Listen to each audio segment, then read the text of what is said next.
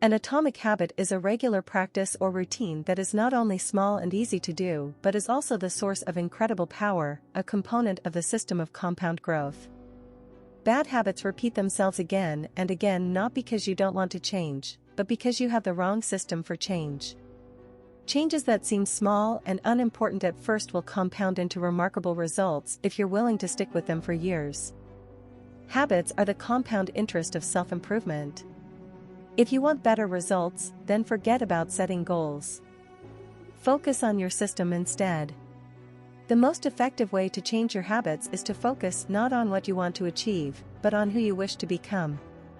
The 4 laws of behavior change are a simple set of rules we can use to build better habits.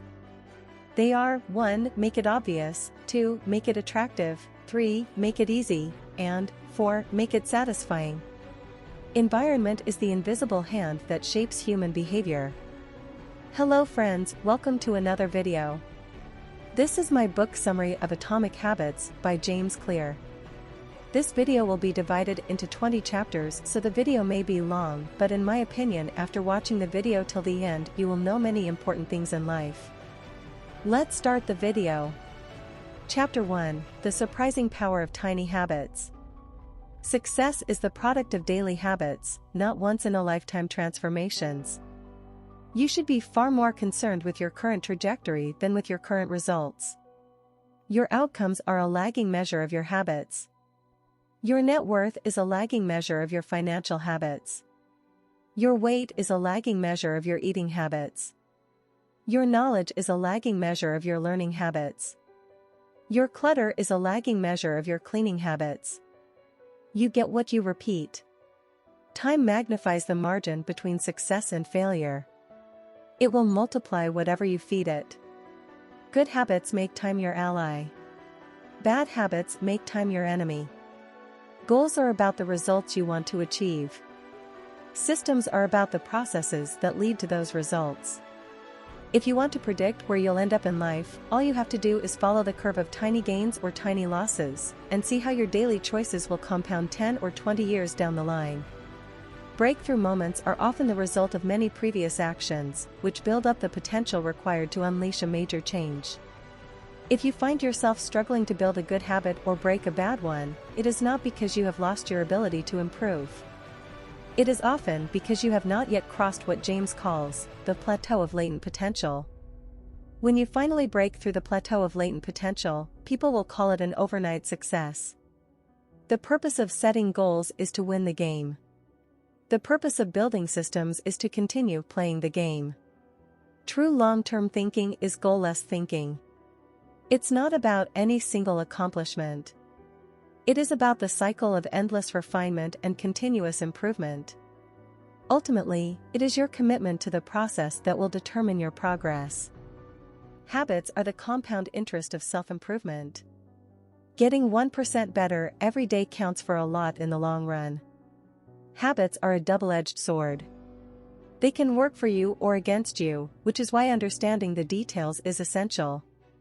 Small changes often appear to make no difference until you cross a critical threshold. The most powerful outcomes of any compounding process are delayed. You need to be patient. An atomic habit is a little habit that is part of a larger system. Just as atoms are the building blocks of molecules, atomic habits are the building blocks of remarkable results. If you want better results, then forget about setting goals. Focus on your system instead. You do not rise to the level of your goals. You fall to the level of your systems. Chapter 2: How your habits shape your identity. Changing our habits is challenging for 2 reasons. 1. We try to change the wrong thing, and 2. We try to change our habits in the wrong way. There are 3 layers of behavior change: a change in your outcomes, a change in your processes, or a change in your identity. Outcomes are about what you get. Processes are about what you do. Identity is about what you believe. With outcome-based habits, the focus is on what you want to achieve. With identity-based habits, the focus is on who you wish to become. The ultimate form of intrinsic motivation is when a habit becomes part of your identity. It is a simple 2-step process. Decide the type of person you want to be. Prove it to yourself with small wins. Ask yourself, who is the type of person that could get the outcome I want? The most effective way to change your habits is to focus not on what you want to achieve, but on who you wish to become. Your identity emerges out of your habits. Every action is a vote for the type of person you wish to become. Becoming the best version of yourself requires you to continuously edit your beliefs, and to upgrade and expand your identity. The real reason habits matter is not because they can get you better results, although they can do that, but because they can change your beliefs about yourself. Chapter 3: How to Build Better Habits in 4 Simple Steps. Whenever you want to change your behavior, ask yourself, how can I make it obvious? How can I make it attractive? How can I make it easy? How can I make it satisfying? A habit is a behavior that has been repeated enough times to become automatic. The ultimate purpose of habits is to solve the problems of life with as little energy and effort as possible. Any habit can be broken down into a feedback loop that involves 4 steps: cue, craving, response, and reward. The 4 laws of behavior change are a simple set of rules we can use to build better habits. They are: 1. Make it obvious, 2. Make it attractive, 3. Make it easy, and 4. Make it satisfying. Chapter 4: The Man Who Didn't Look Right. If you're having trouble determining how to rate a particular habit, ask yourself, does this behavior help me become the type of person I wish to be? Does this habit cast a vote for or against my desired identity? With enough practice, your brain will pick up on the cues that predict certain outcomes without consciously thinking about it. Once our habits become automatic, we stop paying attention to what we are doing. The process of behavior change always starts with awareness. You need to be aware of your habits before you can change them. Pointing and calling raises your level of awareness from a non-conscious habit to a more conscious level by verbalizing your actions. The Habit Scorecard is a simple exercise you can use to become more aware of your behavior. Chapter 5: The Best Way to Start a New Habit. The first law of behavior change is make it obvious. Many people think they lack motivation when what they really lack is clarity. The Diderot effect states that obtaining a new possession often creates a spiral of consumption that leads to additional purchases. One of the best ways to build a new habit is to identify a current habit you already do each day and then stack your new behavior on top. This is called habit stacking. The habit stacking formula is: after current habit, I will new habit. The 2 most common cues are time and location. Creating an implementation intention is a strategy you can use to pair a new habit with a specific time and location. The implementation intention formula is: I will behavior at time in location. Habit stacking is a strategy you can use to pair a new habit with a current habit.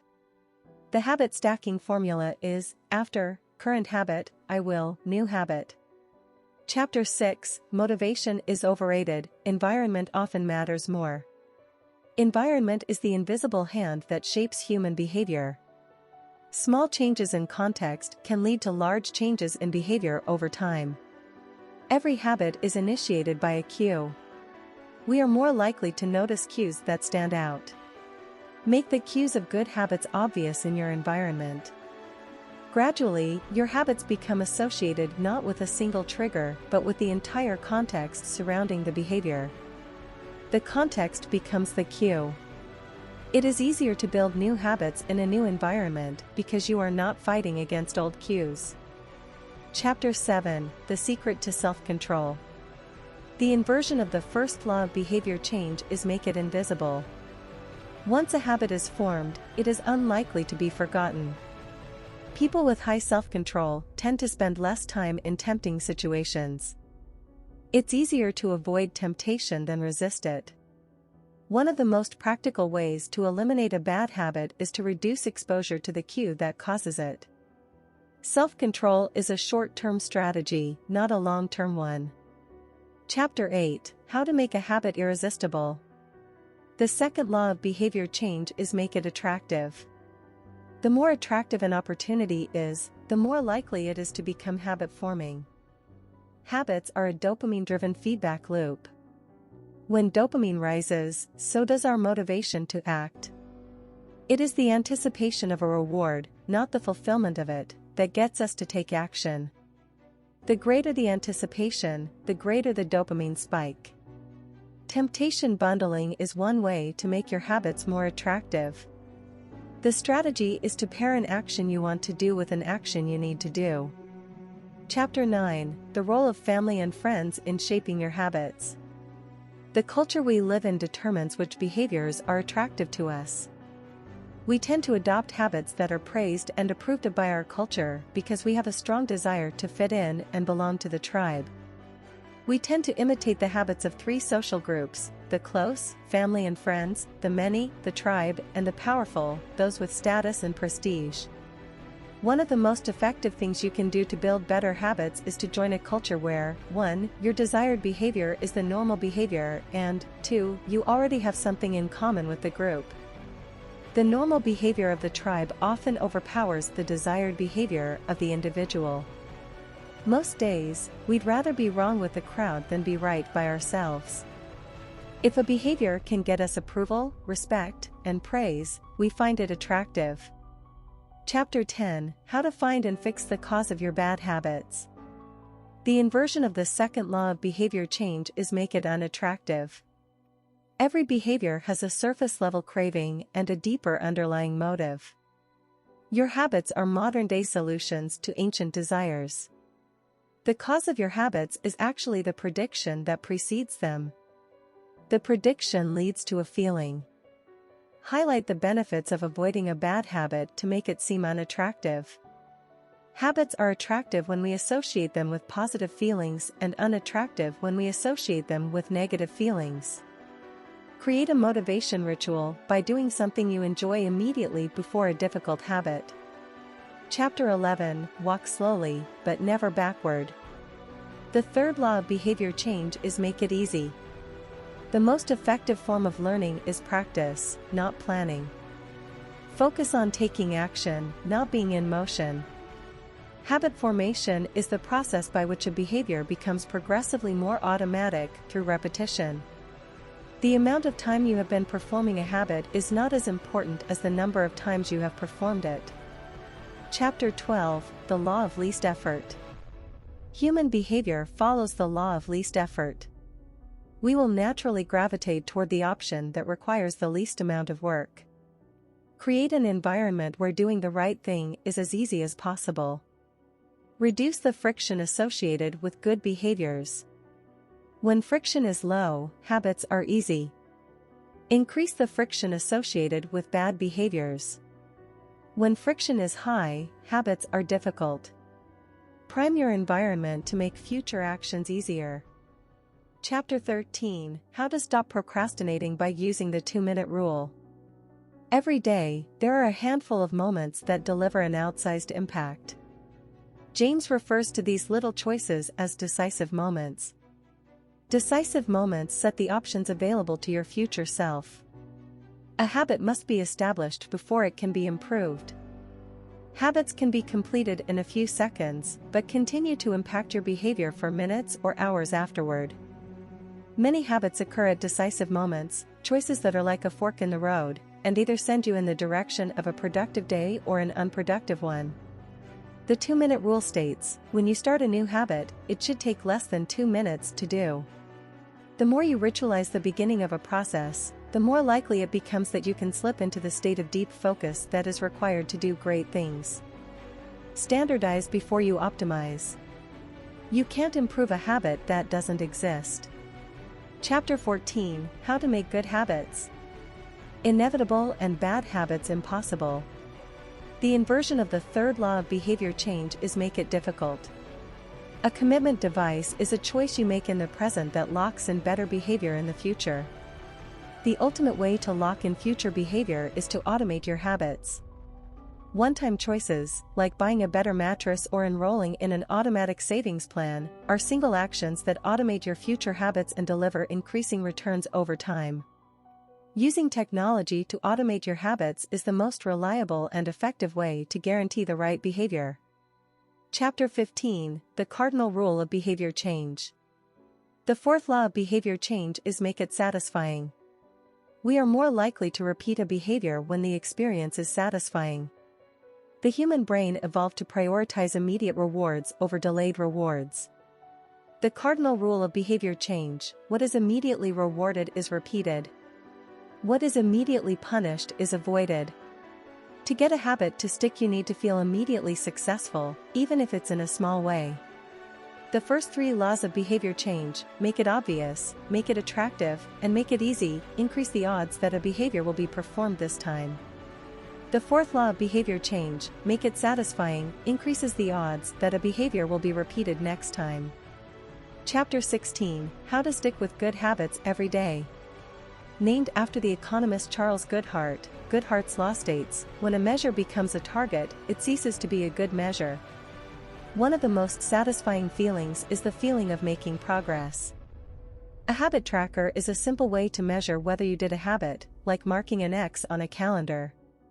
Habit trackers and other visual forms of measurement can make your habits satisfying by providing clear evidence of your progress. Don't break the chain. Try to keep your habit streak alive. Never miss twice. If you miss one day, try to get back on track as quickly as possible.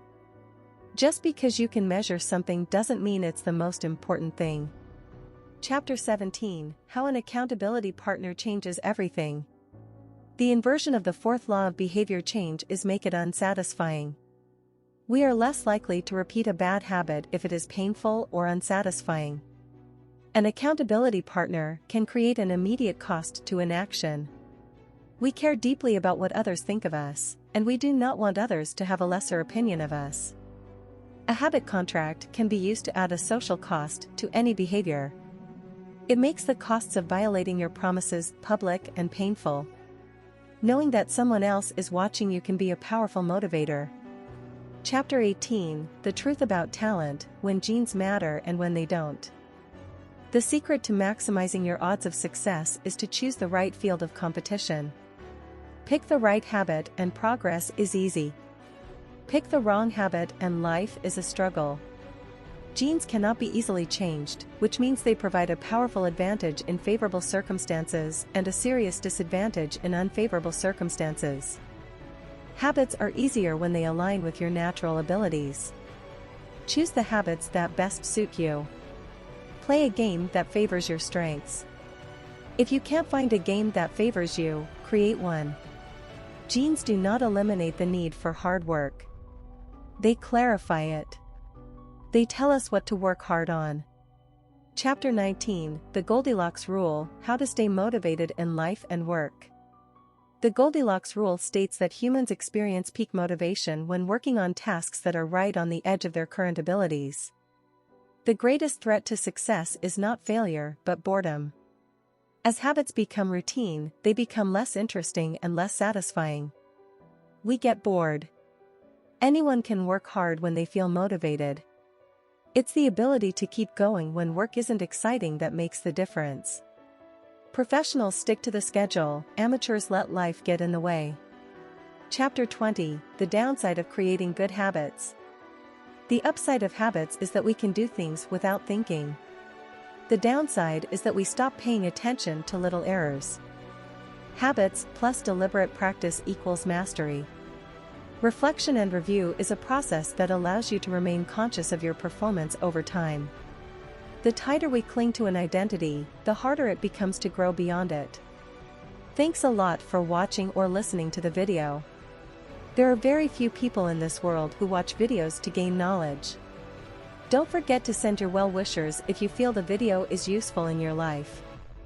And please subscribe the channel to get such videos. This video is only a summary. If you want to read the whole book, you can buy it from the link of the book in the description. Thank you so much, guys. Thanks you so much.